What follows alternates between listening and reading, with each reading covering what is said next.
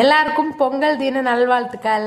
இன்னைக்கு வந்து எங்கள் பெருமை வீட்டுக்கு காலையில கிளம்பிட்டோம். 10 மணிக்கு மேலே தான் கிளம்புனோம்.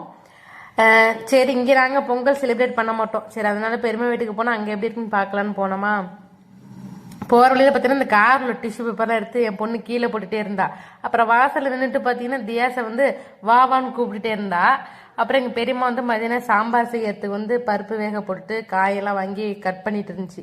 நாங்கள் என்ன பண்ணோம், அந்த வெளியில் உள்ள மணத்தக்காளி பழம் வந்து இந்த ஊரில் வந்து கருப்பாக இருக்குது, எங்கள் ஊர்லலாம் பார்த்தீங்கன்னா அது சிகப்பாக தான் இருக்கும். அதை பறித்து அப்புறம் எங்கள் நிவிகிட்ட கொடுத்துட்டு இருந்தா. அது வந்து நல்லா சாப்பிடுவாவ. அதை அப்புறம் கொடுத்துக்கிட்டு அப்படியே கொஞ்சம் நேரம் என்ன பண்ணோம், கிளைமேட் இன்னைக்கு நல்லா இருந்துச்சு. இங்கே அப்படியே மப்பு போட்ட மாதிரி அப்படியே வேர்க்கவே இல்லைன்னு சும்மா அப்படி நடந்துகிட்டு இருந்தோம். இந்த காய் வந்து ரொம்ப நாளைக்கு அப்புறம் காய்ச்சி இருந்துச்சு. இது காஞ்சி இருந்துச்சுன்னா காதுல தோடு மாதிரி மாட்டலாம். தெரியாதா? சும்மா வச்சாலே ஒட்டிக்குது. அந்த சைடு காமிங்க,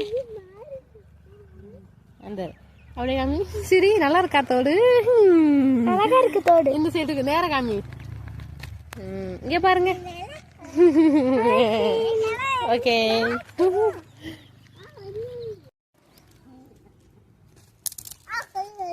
ஏம்மா அடிக்க கூடாதுமா.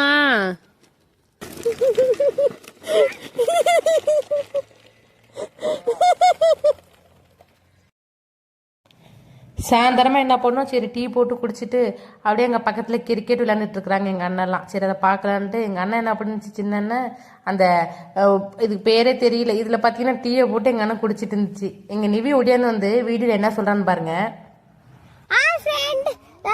எங்க வீட்டு வயல்ல நிக்கிறோம், அங்க கிரிக்கெட் விளையாண்டு இருக்காங்க.